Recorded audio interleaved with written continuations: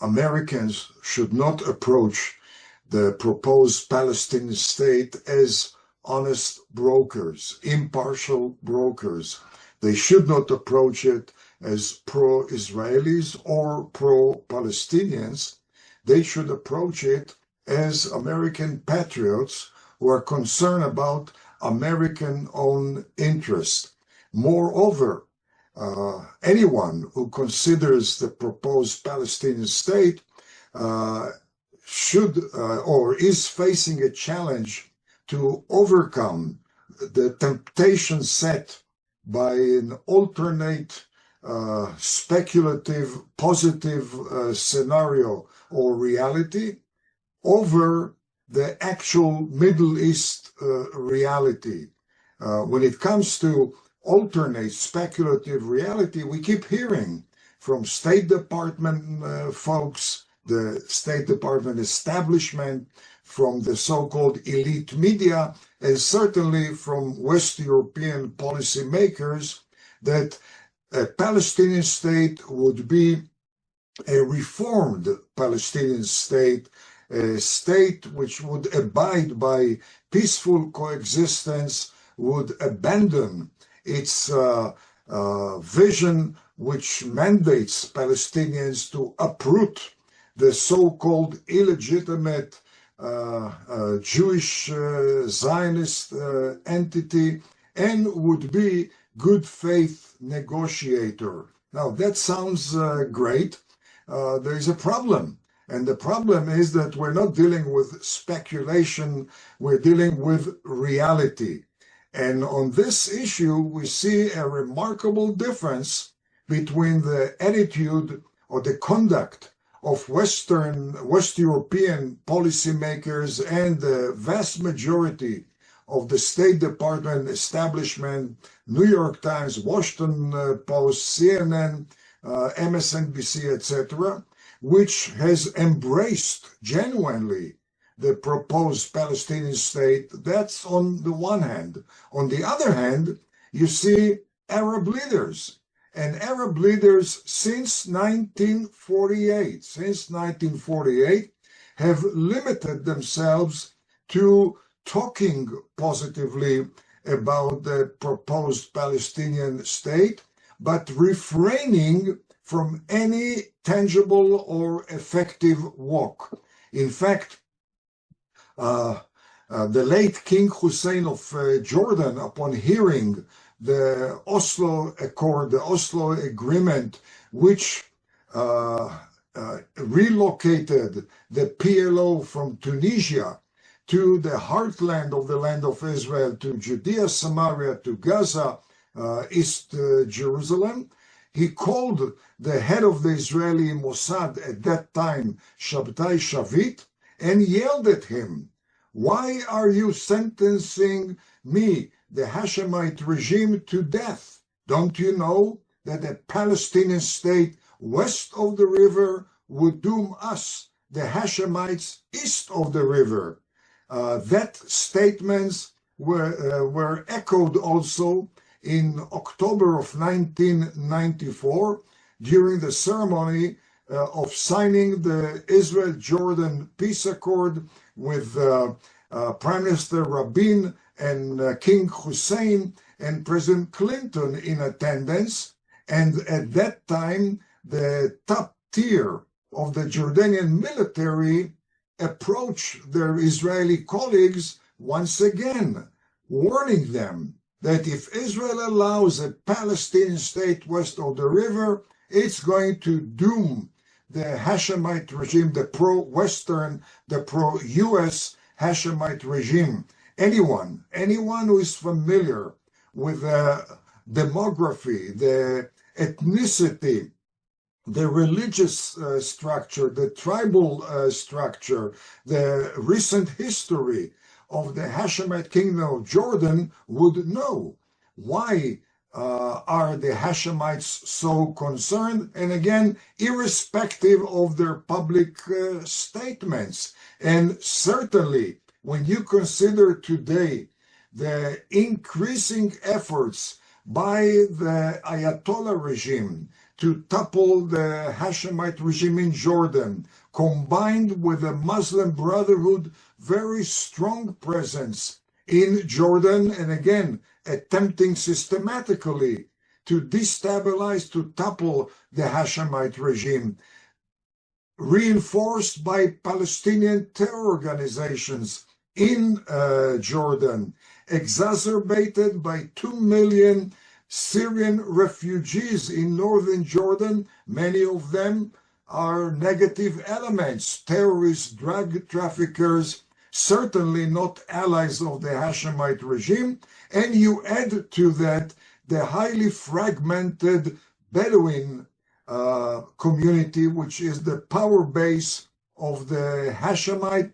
The outcome of a Palestinian state is very obvious, toppling the Hashemite regime in Jordan. Once you topple the Hashemite regime in Jordan, you transform Jordan into a lawless state, an uncontrollable state, a chaotic state in the vein of Libya, Lebanon, Syria, Iraq, Yemen, which would transform Jordan into another platform of anti-Western, anti-US Islamic terrorism, some terrorists supported by Iran, some terrorists supported by ISIS, some terrorists supported by Muslim Brotherhood, some by Palestinians, and it's not going to be limited only to Jordanian territory. It's going to trigger very powerful ripple effect. First of all, western side towards Sinai Peninsula, and from there into Egypt, where the Muslim Brotherhood are going to benefit greatly from the transformation of Jordan into a terrorist state, threatening to topple the pro-US Sisi regime in Egypt, and certainly ripple effects are going to reach the southern frontier or southern border of Jordan, the Arabian Peninsula, threatening the survival of every single pro-US oil-producing Arab regime, Saudi Arabia, the UAE, Bahrain, and even Kuwait and Oman. And we are talking about an area which is not only the #1 epicenter of anti-American Islamic terrorism, aiming to reach all the way to the US homeland, but we're talking about an area or platform of 48% of global oil reserves, which could be transformed as far as control from pro-US control to anti-US control, benefiting China, Russia, the Ayatollah regime, the Muslim Brotherhood, and dealing a major setback to US economy, the price at the pump. But moreover, Arabian Peninsula is a critical intersection of trade routes between Asia and West Europe. This would also threaten the economy of Europe. Arabs are aware of that potential, and therefore they limit their support to pro-Palestinian talk, but not walk. Moreover, and lastly, they're also aware that historically, systematically, the Palestinian leadership always sided with anti-Western radical elements in the world. It was Nazi Germany, then it was the Soviet bloc, then it was Ayatollah Khomeini, then it was the Palestinians training Latin American terrorists, European, Asian, African terrorists, certainly close ties with North Korea, Venezuela, Cuba, and that is the reason why the Crown Prince of Saudi Arabia has not flexed his military or political or even financial muscles to an extent that would be a game changer on the Palestinian issue, and they know a Palestinian state would benefit the arch enemies of moderate Arab regimes and would only provide tailwind to the radical elements, adding fuel, not water, to the Middle East fire. The mountain ridges of Judea and Samaria to Israel would have a similar but much greater impact than annexing the Golan Heights. And I mentioned that from the American, not Israeli perspective. When President Trump recognized the Golan Heights as an integral part of Israel, he did it because of the positive effect, the positive impact on advancing American interest. Israel's control of the Golan Heights, which is a tri-border area between Israel, Syria, and Jordan, serves as a most critical defense line of the pro-US Hashemite regime in Jordan. Israel's control of the mountain ridges of Judea and Samaria serves as a super first line of defense for the Hashemite regime in Jordan. If you look for American interest in the Middle East, the number one feature of Israel, which has transformed Israel into a unique force multiplier for the US, has been Israel's posture of deterrence, which was almost non-existent until 1967, and Israel until 1967 was perceived to be a burden on American interest, a liability for America. Came 1967 because of Israel's control of the mountain bridges of the Golan Heights in the north and Judea and Samaria in the center, that transformed Israel into an invaluable strategic asset for the US, deterring terrorism, deterring wars, or I should say minimizing the threat of war and terrorism, and serving as a very critical defense line for the Hashemite regime in Jordan. For Israel to retreat from Judea and Samaria, from the mountains of Judea and Samaria, would mean for the US to lose a very, very, I would say, irreplaceable strategic asset, which means Israel's posture of deterrence. I would compare it to cutting off the nose to spite the face. And the US should not cut off its nose to spite its face.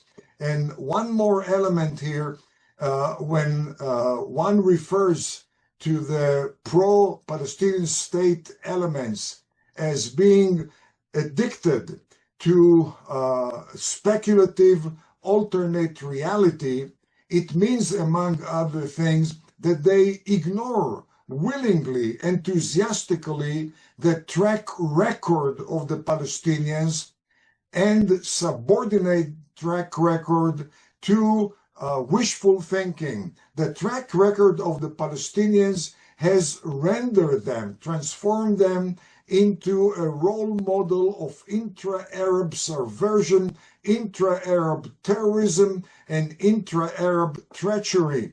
1950s, they were hosted by Egypt, but collaborated with Muslim Brotherhood, terrorizing their host country.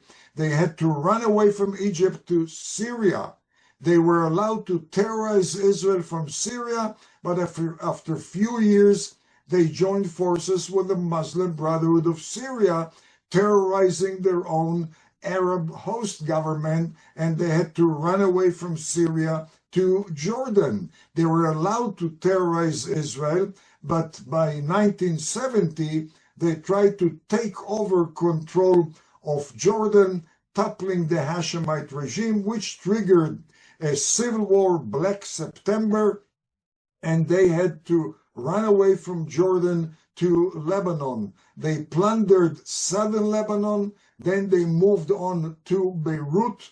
They triggered a number of civil wars in Syria. They were the cause for the Christians to plea with Syria to invade militarily Lebanon in order to snatch the Christians from the jaws of the PLO, and at the end they were expelled from Lebanon in 1982, and last and not least, in 1990, when Saddam Hussein invaded Kuwait, which at that time was the most generous Arab host of Palestinians, absorbing some 400,000 Palestinians, the same Palestinians stabbed the back of their host Kuwait, joining the invasion by Saddam Hussein, heralding Saddam Hussein as a modern-day Salah ad-Din, the mythological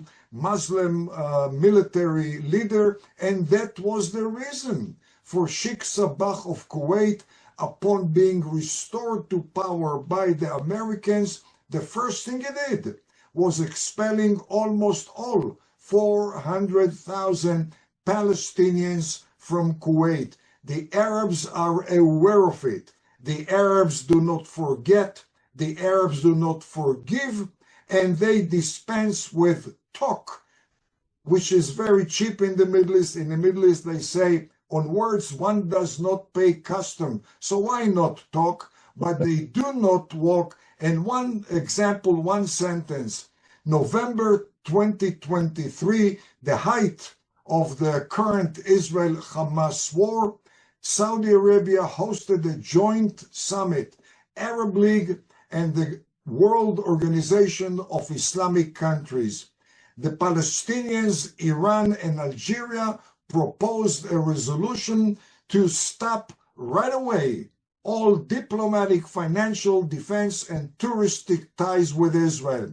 The resolution was defeated by Saudi Arabia, the UAE, Bahrain, Jordan, Egypt, Morocco, South Sudan, and few other non-Arab countries, because they do not want to take any tangible walk on behalf of Palestinian state, which would be self-destructive as far as moderate pro-US Arab regimes.